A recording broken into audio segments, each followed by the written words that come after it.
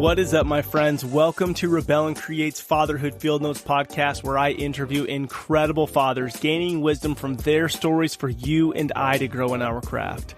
I'm your guide, Ned Shout, father to 5 kiddos, currently ages 9 to 16, and husband to my rad wife, Sarah, working on our 18th year of marriage. So yep, I'm in the thick of it, the adventure of fatherhood, and I'm working daily to rebel against the low expectations for fathers and create a world where fathers know who they are as they show up for their families. You and I have the greatest opportunity to impact our world through the way we embrace our fatherhood role. I believe the role of the father is to serve, guide, provide, protect, and have fun in the messiness of it all. You are going to absolutely love today's guest, Gregg Hall. This is jam-packed full of nuggets that will shape your life. When you get to sit down with somebody who has lived a little bit more life than you, who has really stuck it out and fought for the things that you and I believe are most important: family, marriage, people, community. There's so much to gain here. Gregg Hall has been married 31 years. He's 58 years old, father to 4, 2 grandkids, and he has so much wisdom to share with you. And I have a couple of pages of notes that I have already started implementing in my own life. Enjoy meeting my friend, Gregg. Welcome to another episode of Fatherhood Field Notes. I have been counting down the days to talk to my friend Gregg Hall about fatherhood. Gregg, welcome to the show. Thank you for being here. Well, thank you for having me, Ned. I feel honored to be here. Knowing you for quite a few years in business, I did not realize that you wrote a book on fatherhood and have a podcast. And since I found that out about a year ago, I've been amazed. And looking at the cast and having read the book, the cast of guests that you've had on the show and so forth, I'm just really honored to be included in this. Oh man. Well, thank you. Doug Clifford, which is a mutual friend, really the way we connected. Doug has been my business partner, or had been, for over 10 years, and such a great mentor to me. And you and Doug have such a great relationship, and getting to be a part of, seeing how you run your business, interact with your employees, and all the great stories Doug has told me about you being a father. You and I connected on the phone about a year ago talking about, hey, come on the show. And even in that conversation, I loved it. We talked for about 30 minutes about fatherhood, and I could just hear in your voice the level of intentionality and meaning that fatherhood had for you. So I've been looking forward to this. And now that our calendars line up, here we are talking fatherhood. So thanks. I'm just going to rapid fire a few questions so that people get to know who I'm talking to here. So Gregg, how old are you today? I am 58. 58 years old. And how many years have you been married? Almost 31. We had our 30th last year. It'll be 31 in March. 30 years of marriage, man. Yep. Thank you. That is incredible. Just going to say I'm married to a wonderful lady, Carrie. So I think you've met her. Yep, we've met. So. Yeah, that's incredible. So 30 years of marriage, almost 31. And then how many kiddos do the two of you have together? We have 4 kids. There's 1 stepson. Dustin was 9 when we got married. Okay. And then we have 3 together, Austin, Brienne, and Joey. And what's the youngest and what's the oldest right now? Dustin, well, now you're going to get me off the top of my head. I think Dustin's 40 now, believe it or not. And he has 2 kids of his own. So we have 2 grandsons, Carter and Kate. Wow, cool. And then the youngest is Joey. He's 21.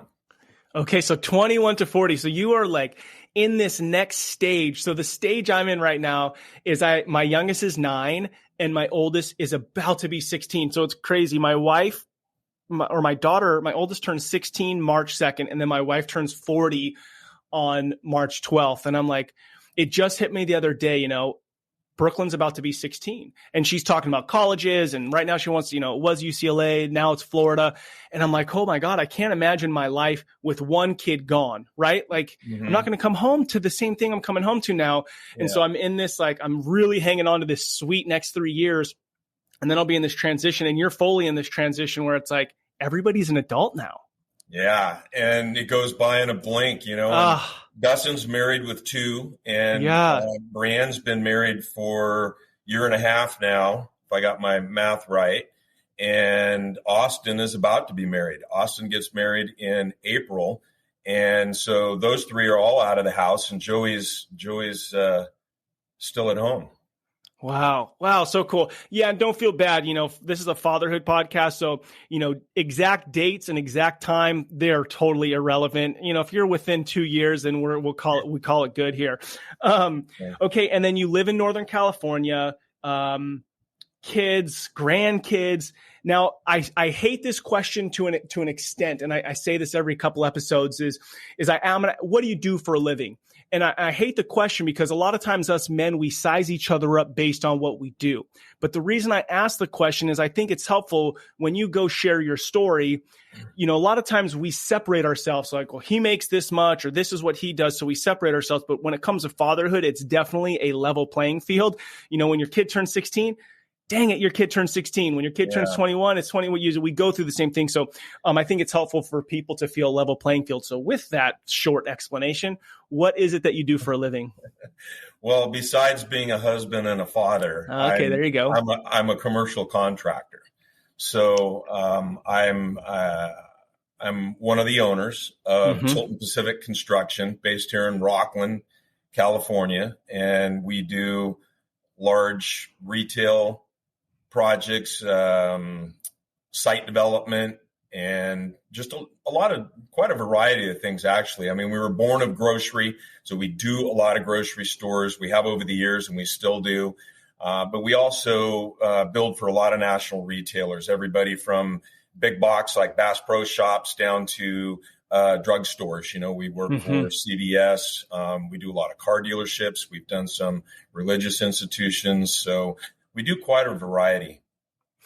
Man, incredible. And you have, about 50 something employees. And then how many years have you guys been in business? I think we're in the 80s now, employee wise. So we're getting up there. We had I think this is year 32, for Tilton Pacific. I joined in 1990. So I've been here over 30 years. And I think, I bring that up because really an incredible accomplishment to pause. So a lot of us men will find our identity in what we do, right? And so you go, my business, I've been dedicated to my business, been there 30 years, but I'm on my third marriage, And so to be able to stand there and go 30 years in business, 30 years in marriage just shows an incredible testament to leadership. And when I say leadership, I mean probably swallowing your pride a lot and a lot of service, right? A lot of service and choosing to grow as a human. So congratulations. Right. I mean, that's such a testament to all of us that it's possible to be able to do both. Right. Well, I think, I learned, you mentioned Doug earlier, and I'm sure the subject of the men's group will come up, that I've been involved with for so many years. But I think it was Doug that told me one time, a long time ago, you had to keep your life priorities straight.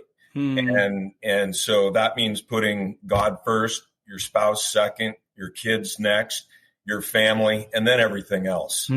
And that really stuck with me. As a young father. Yeah. And just to ask you a question around that, I think a lot of times as a young father, we get like, I'm provider, I'm protector. I got to go make money. I will hang out with the kids when I make X. But then by the time I'm making X, I ended up buying my family this house. So now I actually need to make X times 2. And so there's this point where you're always at the grind for the family, but you're sacrificing the family. So any thoughts around that or any tips of like how you kept that balance even on the low or the hard times? Yeah, I think I can offer a few suggestions on that. I mean, one is just being conscious of that balance and trying, I'd find myself at different times getting out of balance and needing to reset that. And sometimes work calls and you feel like you have no choice and maybe you find yourself spending too much time on it. I know that my goal is always to be home for dinner, number one. So if that meant I had to get a little less sleep and get up earlier in order to get here to get my stuff done so I could be home for dinner, I always tried to do that. In this business, in construction, it's not out of the ordinary to have to work a weekend or a Saturday or something to stay on top of things. I actually left my first company because I was just working too much. And Carrie and I had already started our family. We had 2 young ones at home, and I was just gone too much. And it wasn't working for her, and it wasn't working for me. And so we made a change, and that change was actually going to work for Tilton Pacific. Wow. So now the company you left, were you an owner or involved in that way at that company that you left? No, it was a much larger company, construction company, a large commercial company. Rudolph and Sletton was the name of it. Wonderful company. But I was a young project engineer, and the jobs were all over, and the management was on site. So if the job was in Fairfield, I was going to Fairfield. And at the time we lived in Colfax, and that was almost an hour commute each way. And then you add a Saturday in there, and I'm not home very much. So, yeah, I kind of found myself having to make a choice. And at the time, Tilton Pacific was a startup. I mean, back then in 1990, it was Jim and I and a secretary, when I started. There were, I'm oversimplifying it a little bit, but that's basically what it was. And I found it much easier to have a work-life balance with a smaller company. Yeah, I think it's just so important for dudes to hear, that no matter where you're at in your stage, if you're feeling like the place that you are at isn't supporting your family, to make that hard decision. And look, I mean, it has paid off enormously for your marriage and business. So, man, kudos. Now, you've talked about this a little bit, so I'm going to just ask the question. As you've been a father, what have been some of the greatest resources to you? And maybe we'll start off with your men's group, because I'm really just super impressed with that. Okay. Well, the men's group probably goes all the way back to joining a food and fellowship group through church. Okay. Shortly after Carrie and I got married, and Carrie actually was the leader of the group. She was putting the groups together, and basically it was a scenario where you rotate families, you get with 3 other families, and then for 4 months, once a month you meet at somebody else's place or at the park or whatever, and you get to know the other families. And through that process, I met several really awesome guys, and we got to be friends, and they invited me at some point to join their men's group. And there's been a lot of men in and out of that group over the years at different times, but the core stayed together. And that was Doug, your partner, Doug Clifford, and Gregg DeRene and Ken Raskin. I don't know if I think some of those guys. Yeah, well, definitely met them. I don't mind names. I don't mind. Is it okay to name names? I guess. Oh, yeah, of course. Okay. Yeah, of course. So you guys have essentially been meeting every Friday morning, and maybe it's rotated at 7 a.m. for breakfast and Bible study for roughly 25 years. Is that right? And it has been a few years since we've met now, because there's been some changes. But yeah, we met for 25 years. And now, as you know, Doug's in Georgia. So we don't meet regularly, but we do meet occasionally together still. But the point that I would make on the men's group was this: is that as a young father, having those other men that I met with every Friday, and we're all going through the same thing at the same time. There's always things going on in your marriage, things going on at work, things going on with your kids, and you're able to learn from each other. I mean, right? The Bible says iron sharpens iron, and it's so true. And so we learned a lot together. We learned about fatherhood for sure. And we learned about God, and it was great. I wouldn't trade it for anything. Yeah, it's beautiful. And I think it's just so encouraging. It's like, men who are listening to this, just go create your own band of brothers, and just find maybe 2 guys you meet once a week, and there'll be guys who come and guys who rotate out. But to be able to, right now, Gregg has 3 friends that in any circumstance he could call and have this guys who were through the thick and thin of kid issues, marriage issues, business issues, personal issues, and the highs, right? You're all there for each other. Right. And it's like, we want that as men, but for whatever reason, I mean, it seems kind of like culturally those things are harder to create, but it's just because we don't do it, right? It's just because we don't do it. So you did it. So when you think about what other resources through the different stages of fatherhood have been good for you? Yeah, there's been so many, but I mean, as I've mentioned to you before, I think the men's group is certainly one of them. And the other one was the examples that I had in my own family. Yeah. So I had, and I'm specifically referring to a group I call the Three Wise Men. Okay. So and who are the three wise men? That would be my father, my Uncle Sam, and my Uncle Len.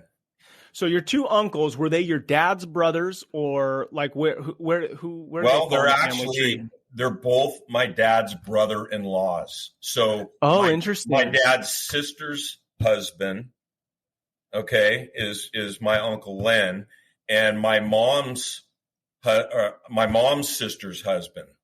So Uncle how? Sam. Yeah. So looking back now at 58. Right. And there's this connection to these men, like, right. One's your dad and then these two uncles. What is it that they provided you that gives you this overwhelming sense of like heavy, these are the guys?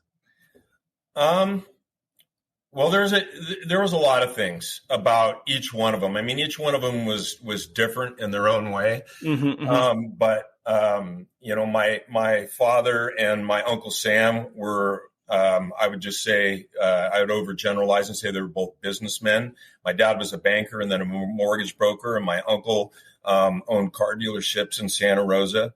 And they were both just really fun, great guys. And they were literally wise men. They were, you know, who I would go to for consult if I needed to talk about something. How did they establish a relationship with you that you trusted them, that you could go to them and ask them about? I mean, was it just business, or was it relationship and family? Was it, you felt like you'd go to them about anything?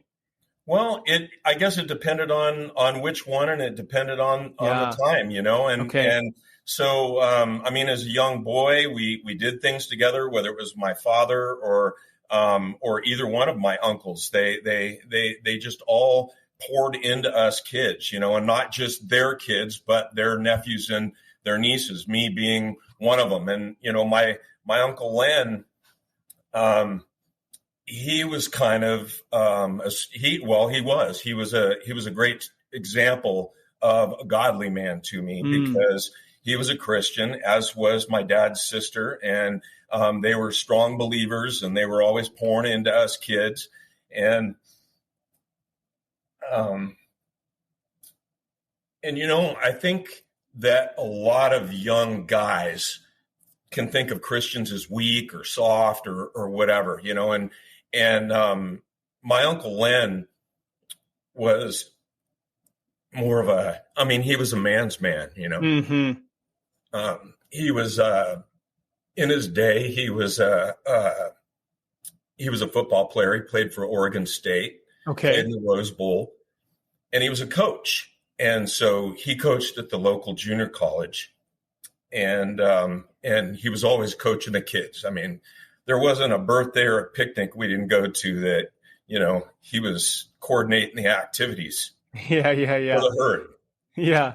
And it was a big family too, you know. So, you know, when we got together, there was always a lot of fun like that.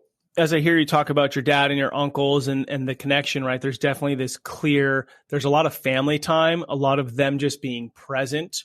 But is there anything in particular of like, they took me hunting, or they taught me baseball, or they coached me? Is there anything in particular that you think back to that was outside of the whole group of family that they're spending time with you doing? Outside, I don't know about outside, but within. So I think your question is individually.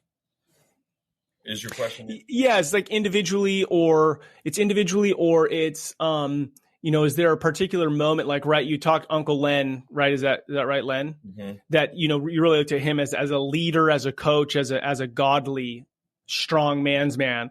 So you got this one image from him. So that's one thing I'd like to talk about. But I was just curious, if there was anything that you had done with anybody that kind of stood out as an event or as a moment that you learned or connected from them. Well, I don't know if there's any, one particular event, because there were so many, and in all three cases, they were all family men, and they all stayed married, and they all, put a lot of time and energy into family. So we did a lot of things together. So to give you an example, we did trips to Clear Lake a lot. Okay. And I'm sure Clear Lake, right? Yeah.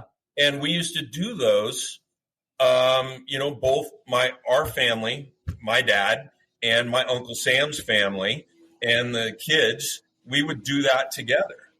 And so there was a lot of togetherness. And at those times, we did a lot of different things. My dad and I played a lot of cribbage, on the lawn. And, Uncle Sam was driving the boat a lot. He had the boat. And so it was just all those good family times together that I enjoyed so much of as a child. Yeah. And, as I hear you say it and kind of go, like a particular moment, it's pretty incredible that it's this collective of all this time spent together as a family. And the reason I bring it up is like for one reason here is you had three men to look to. So if I'm an uncle or a dad, I don't want to lose sight of it's not just about my kids, but I have something to offer my brother's kids.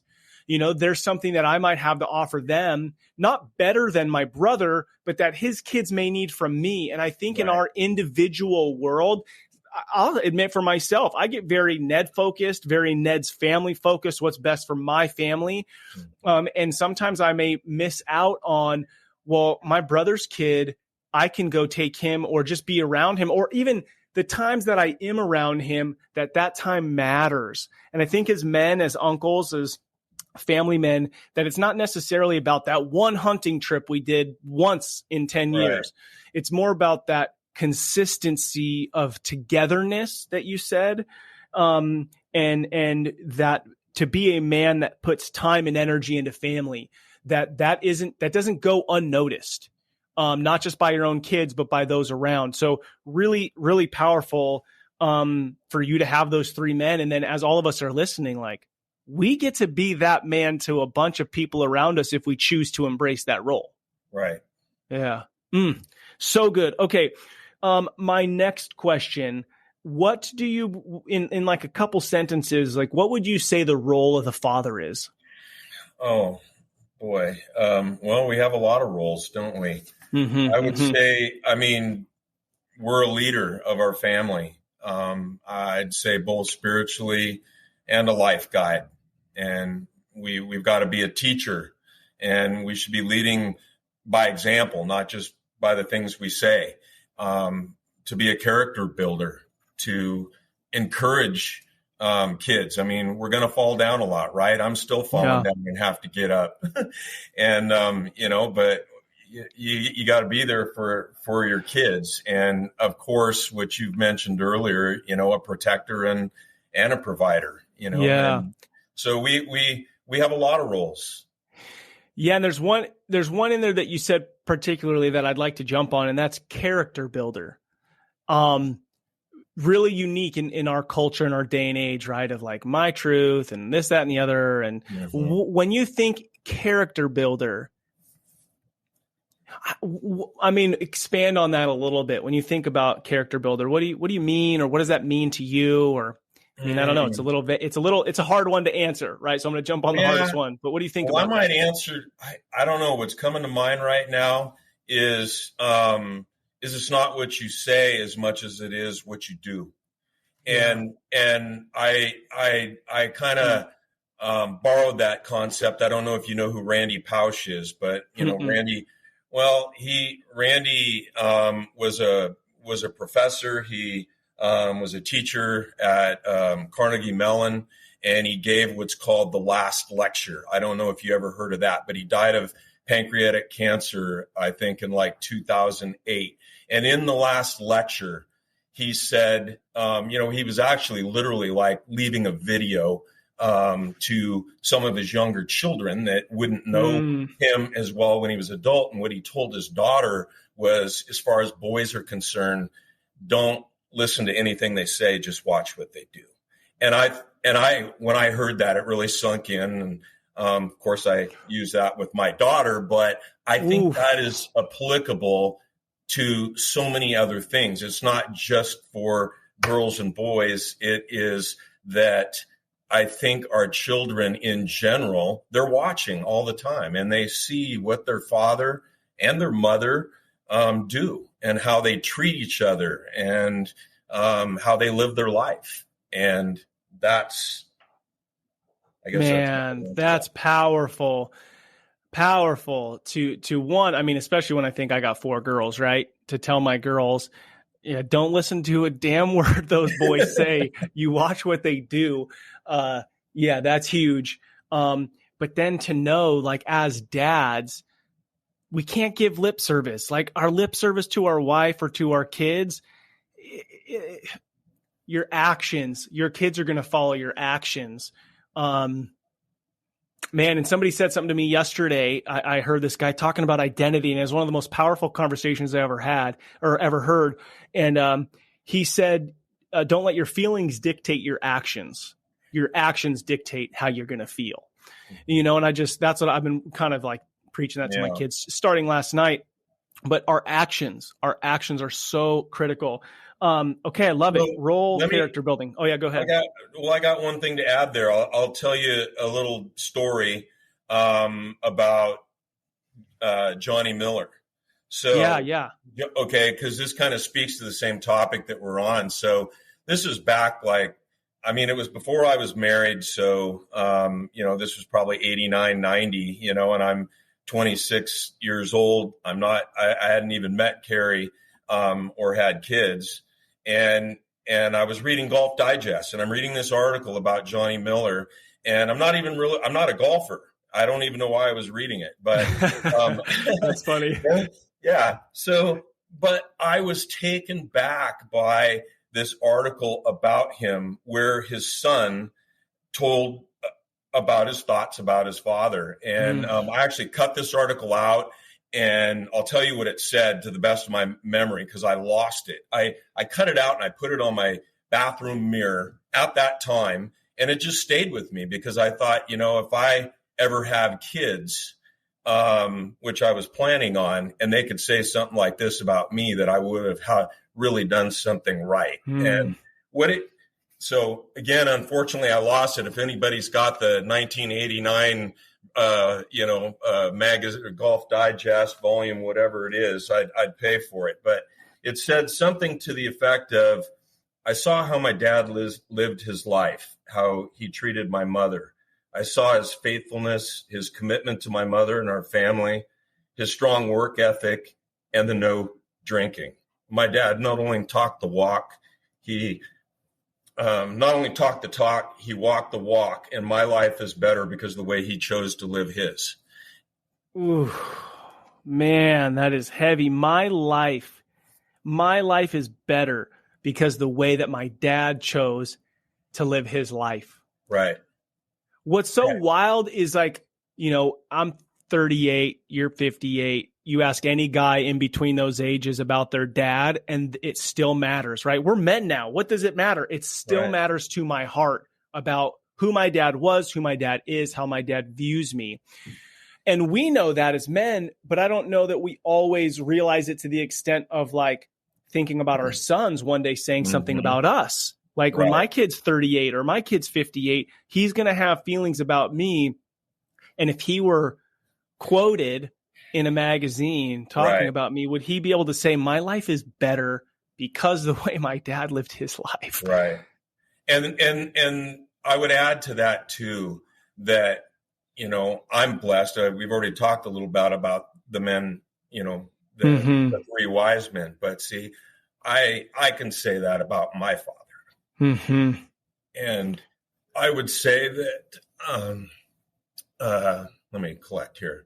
I can say that about my father, that my life is without question better because of the way he chose to live his. And he might say, well, I made some mistakes about this. And guess what? I make mistakes too. We're all, and it's a message that I want to make sure that I put out there with this is that we are all imperfect. And, it's about showing up and being there. And it's also about how we deal with the trials that come along our path. And that may be, any time in your life, but even when you're a father and you're a husband. So, and you may have a challenge, and it's how you deal with that challenge that matters and what you do with it. And so I appreciate, I thank God that I had such a wonderful father. Yeah. And I think it's important here is like, if you're a dude, the impact you have on your kid and their marriage and their family and future generations is huge. Now, maybe you didn't have a great dad and you get to change that story if you choose to. I mean, if you're listening to this, I'm assuming that's why you're here. The impact we have for future generations is huge. One thing I want to ask you, Gregg, is at 26 years old, not dating Carrie, working in business, growing, you're 26.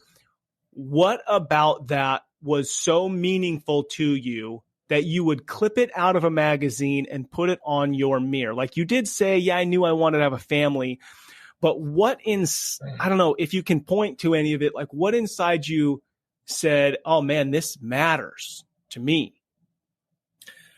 I would say, Ned, that, the only thing that comes to mind is that I grew up in a wonderful family. Yeah. And not only my immediate family, but my uncles that I told you about, their families. And if I gave you an example, my grandmother, who is my dad's mother, my nanny, she was truly the matriarch of the family. And so it was not unusual for there to be 30 people over at her house for a Sunday dinner. And that would include my Uncle Len and his family and my 5 cousins. And as the family grew, my grandmother extended that to some friends. On any given weekday, it was not unusual for 6 or 8 of us to be over at her kitchen table for lunch. Wow. I'd literally go there from school, or my cousins would come from work, and my dad would come over there, and all you had to do was tell her you wanted a sandwich, and it'd be there waiting. And so I just had this great example of family. And so that, as well as the 3 strong men in my life, when I clipped that article out, I guess my thought was that I want to be like them. At the end of the day, it's family, relationships. That's what matters. And I think sometimes we're so busy and we're so distracted by all the stuff, like all the stuff that the world is telling us is important. But we're still, many of us, longing for like purpose, like, oh, it's my purpose and what makes me happy. It comes down to time with family and people and connection. And so I love that inside you, there was this belief because you had been shown that this family thing matters. And my hope is that we as men realize the opportunity we have to carry that forward in a busy, chaotic world that you said it. I made it home for dinner most nights. That this time is sacred time together as family. And it may not be like I spend 40 hours a week eating food with my family, but the time that I do, the energy, intentionality around that is deep and meaningful. And my hope is that spark inside of you, right? We hear it in your voice that would spread to all of us to make this a really meaningful, because at the end of the day too, like us men, we want to feel valued, respected, needed, loved, and that we have purpose. And that you can find all those things in your family, which is a God-given gift to be able to lead and serve. Right. You got to figure out how to be the best you, and you got to give that to your kids and to your wife. Mm-hmm. And the most valuable thing that you can give them is your time. It's just part of that balance. You know, it gets back to that work-life balance. So this leads perfectly into my next question, because I like your answer on it. What have you learned about yourself in being a father? That I've learned that it's better to be more selfless than selfish. I mean, I think that selfishness is something that is maybe even a little bit natural, and we all want more and to be more and to have more. And but sometimes if we don't keep those priorities in check and that work-life balance, it's easy to let those things take the place time-wise of things that are much more important, like our family relationships. And when there's kind of a shift when you're younger, you're focused on growing and what am I going to do for my career, and how much money am I going to make, and all of these things. And when you get married and you have a child, you naturally have to respond to a higher calling of how am I going to, it changes. Instead of for yourself, it's how am I going to provide? And, and how do you balance your time so that you give your family what they need? Yeah. And the fulfillment that comes out of that, you use the word in talking about being selfless, that there's joy that comes out of that. And as I was, thinking through our conversation before, talking about the questions, a lot of us are seeking happiness. Like, it would make me really happy if I had what I wanted for dinner tonight. It would make me really happy if we saw the movie I wanted to see tonight, whatever, right? We are so like, what is it that I want? Yeah. But you use the word joy. And I think that there's such a difference between the word joy and happiness. And to be happy is more of in a moment, but to have joy is more of this like deep gratitude, I would say, and contentment with life. And when you're serving, and I mean, shoot, to celebrate 30 years of business and 30 years of marriage and 4 kids and 80 employees, I mean, that idea of selflessness, the joy, because now where you're at, you could step back and look at, and I'm sure, every day is messy and hard, but now you can look back and be like, oh my goodness, look at this. And I know you're not saying like, look at what I made, but look at what I get to lead and be a part of and serve. Like the magnitude of that is incredible. And the joy, I'm thinking like joy is messy, but the joy that comes got to be deep. It is, but it's like for anybody that's listening, that's a parent, and I'm sure most of the dads listening here, well, obviously if they're dads, they're parents, but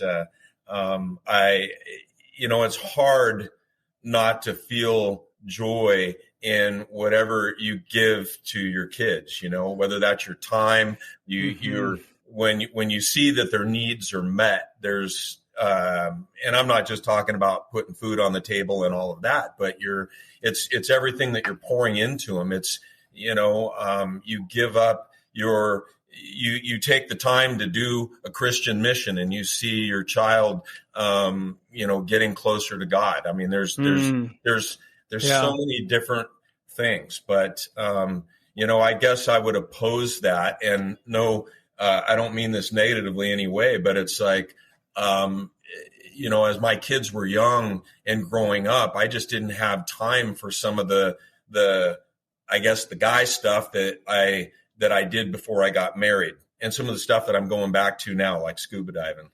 Nice. So I think that's important though. It's like you had priority shift. you know, and you realize, okay, some of these things are going to pause. They're going to be for me down there. They're going to be for me later. See, and now if I could add to that, please. Now 2 of my boys are my dive buddies. So I gave it up for a while for the most part. And now it's come back full circle, you know, and I'm sure a lot of guys have those stories, you know, whether it's hunting or golf or whatever, you know, they may have a little less of it while they're raising their kids, but eventually they'll be doing it with their kids. Yeah, if you maintain that relationship, right? So it's like if you were scuba diving once a month and sorry, kids, I'm gone, there might have been this bitterness towards you and scuba diving. And now because you got a deep relationship with them, you're doing something that you love, that's a passion, and you get to do it with the people on this planet that you care most about. Right. And I think that's really cool for me to hear too, is like, sometimes I think, oh my gosh, Brooklyn's leaving in 3 years. That all I have is 3 years. And that's not the reality. Is if I have a great relationship with her, it's like, you know, her and I love to snowboard together. We're going snowboarding in a couple weeks in Tahoe, just the 2 of us. And we'll probably be doing that when she's 30, you know, and we'll have that because I'm choosing to do it with her now and not just go out with my buddies all the time. Right. The other thing the other thing that provides for when you find things to do with your kids, even if it's not your thing at the moment, is it creates that time that they need to spend with you. And, you know, I've seen the other side of that where I've seen cases where, you know, the parents don't engage so much with the kids. And, you know, we've all heard of teenage rebellion. And I didn't experience that, and nor as a child, nor with my kids. And I'd like to think that part of that is because we stayed engaged with them. Mm-hmm. And whether it was supporting their activities or whether it was doing something with them, which is awesome, whether it's dirt bike riding. I mean, we did that a lot, right? And all the kids went dirt bike riding with me and you know, just like snowboarding. And it's those times together that matter. And when you can do those things in their teens and you've got a family unit that they connect with, that's their, you know, the one thing I didn't say about the family that I grew up in with all my cousins and my grandmother and the 3 wise men and everybody in my family, it was like I was almost unable to be penetrated by any negativity or any terrible influence outside. I mean, I had a lot of friends and I hung out with my friends, and I'd never say that I didn't get into any trouble, but you know, my family was my support unit. And I always felt the connection there was always a big part of my strength growing up and being able to keep myself on the right track.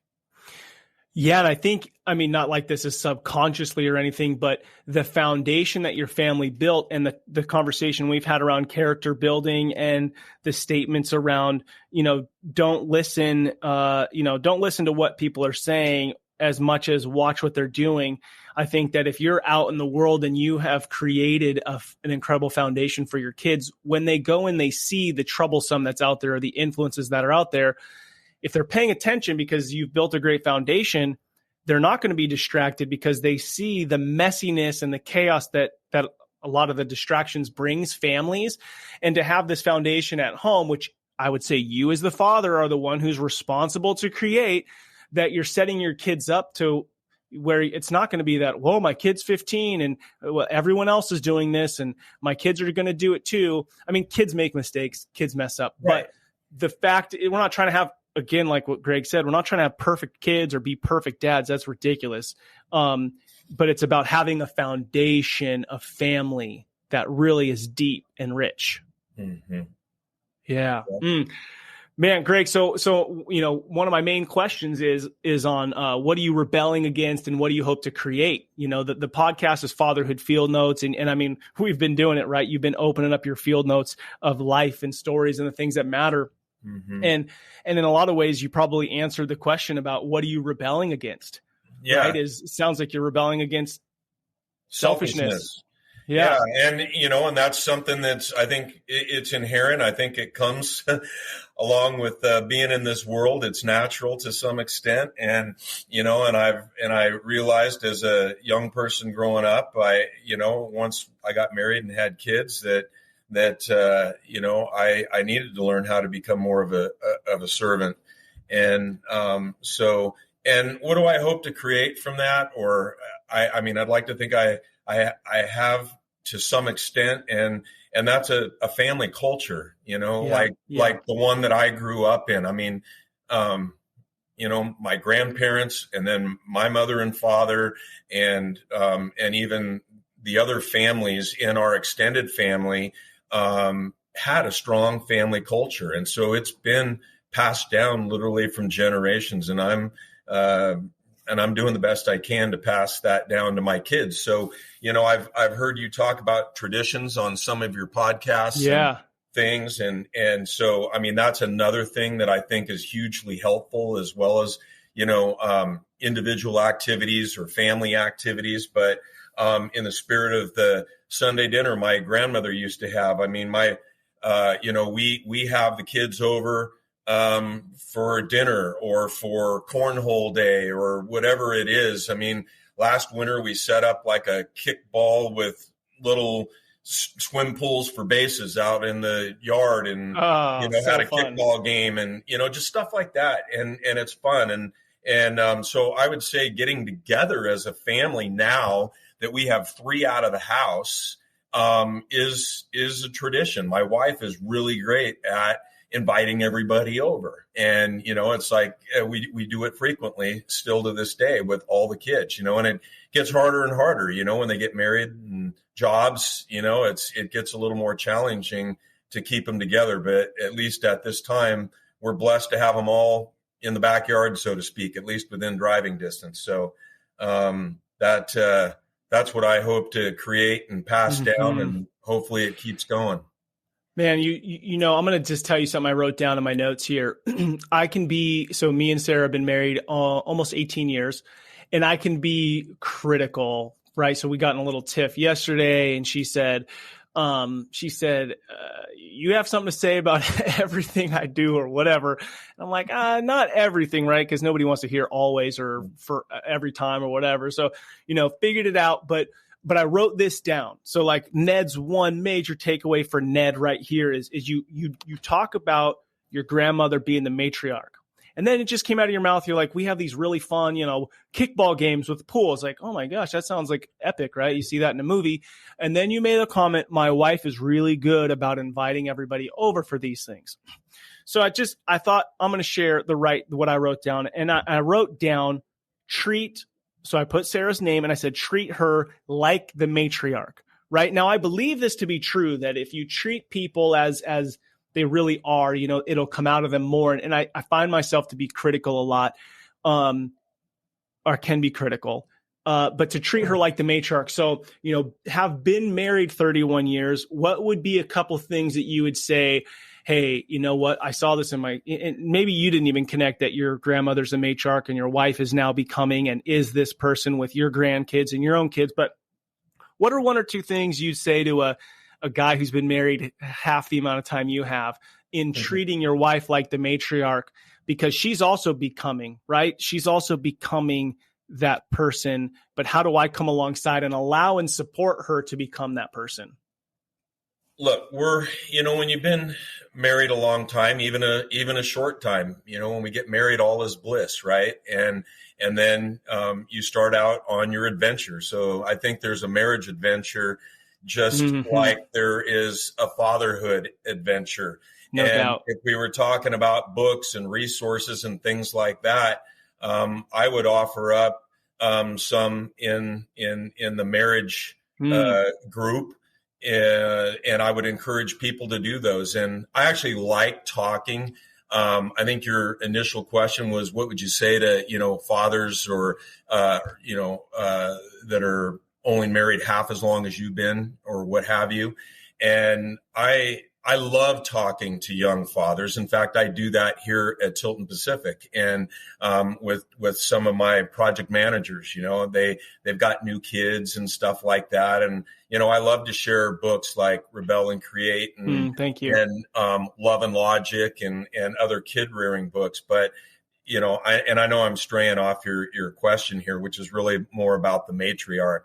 But I would say to be patient for one, because men and women are different needs, all of that. And it can be challenging at different times.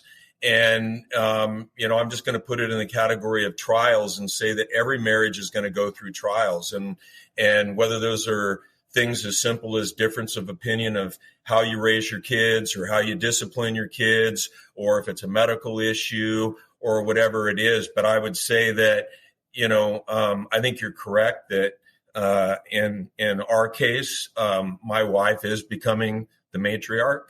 And it's a really cool thing to see, because she didn't grow up in a family that was as close, so to speak, as mine was. And so I think, some of that has rubbed off on her. And, and I've told her at different times, the way I look at our marriage is that, of course, just like, we're not perfect as humans, and our marriage is not perfect. But after 30 years, I look back on our marriage and I see that it's been a wonderful thing. And that our trials have become our strength, working through things. And we're, after 30 years, I feel like we're in a great place, and we're going to actually we're leaving on Friday. And we haven't done this before, by the way, so this is pretty random that I'm going to throw this out there. We're going to go away for a 2-day trip. I mean, it's like a day there and a day back, but we're going to spend 2 days, just some random location.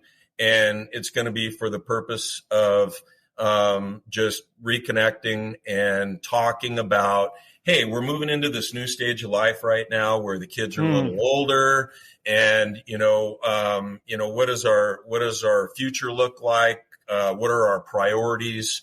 Maybe talk about a new maybe a mission statement for the family, or what we want to see going forward. And so it should be a fun time. Man, that's incredible. And I'll just say, like, if you want, go back and listen to a podcast I did with a guy named Warren Rustand, 78 years old or 80, gosh, I can't remember, but 70s, 80s. And just what a legacy he's built with his family. But he talked a lot about that, being in that stage now. But I want to reiterate what you said to me, and I have 2 final questions. But here's what I heard from you. And here's what Ned Shout is taking from Gregg from this is I'm asking you how to show up as a better husband. And I know this is a fatherhood podcast, but reality is, if I can show up as a great husband, I'm setting my daughters and son up, and my daughters and my son up to one day be great mothers and father, and have great families, etc. So I mean, really, marriage is super important. But you said, be patient. Okay. And so be patient. And so as you said that, and I'm hearing you talk, I'm going, oh man, when I'm in this riff or in the mess, to tell myself, be patient. And because as a dude, I want to fix it or be critical, like I said. But I don't need to figure it out for them. So for me to become the patriarch, for my wife to become the matriarch, I don't have to figure out that for her, which I find myself doing. I'm never going to let her listen to this, by the way. Cause she'll call me out. Hey, you're trying to figure it out for me. To not figure it out for them, be patient. And then going back to the character conversation you had, is work on you. And if I work on me, that's truly about character. And then it's not about what I say or how I tell her what or how she should do something, but she is going to see that I'm leading me, and being patient with her, which will give her space to figure out whatever it is herself. And I mean, that is like gold for me, to be able to show up for my wife in a more selfless way. Right. Yeah, patience and just a heart to serve as well. And it gets back to what I said I was rebelling against, which is being selfish. And we can. I think in any. I honestly think about when I think about marriage, and I know this is a fatherhood podcast, but marriage absolutely has a lot to do with it, right? So much. And I've said this before to some others, including my wife, and I really think that if I had to sum up in one word something that is really detrimental to a marriage, and that is selfishness. We need to be servants, and we need to be patient with each other because we're all imperfect. Yeah, if I switched my question from what the hell's wrong with her right now in my head to how can I serve and love her right now, I'm sure things would go a lot smoother. So that's working on Ned. So that's where I need to shift. But that again, that shifts from am I being selfish right now? Am I making this about me, or am I being selfless? And I think the more times I choose to be selfless, the reality is my kids, right? My daughters, my 4 daughters and my son are watching. How does my dad show up for my mom? Is going to be like 500 years from now have impact still. So, man, Gregg, I could keep talking to you forever. This conversation has been so rich. I personally learned so much, and I know everybody who's listening is going to walk away with so much. So thank you for being transparent and open with us. My last question, which I feel like we've gained so much, but my last question is legacy. And you're at an interesting stage, and so I'm going to ask it to you a little bit differently. Is you have kids between the ages of 21 and 40. I want to say 20 years from now, 25 years from now, you are standing out in a cul-de-sac peering into your grandkids' homes. What is it that you see being played out in their homes? And you could sit back with some tears in your eyes and a smile on your face and go, man, all that messiness that I worked through for my life, like I'm seeing these values or this situation play out. What do you see in their homes that would be really meaningful to the way you've lived your life? The only thing that really came to mind when you were saying that was praying at dinner. Oh, man, that's so rich, Gregg. Like, to think about my grandkids, right? Like, they didn't grow up in my home, but I passed some values, family culture down to my kids. And then I look in and they're pausing to be grateful. They're pausing to know who they are. I mean, there's a lot to that statement. Yeah. Yep. I love it.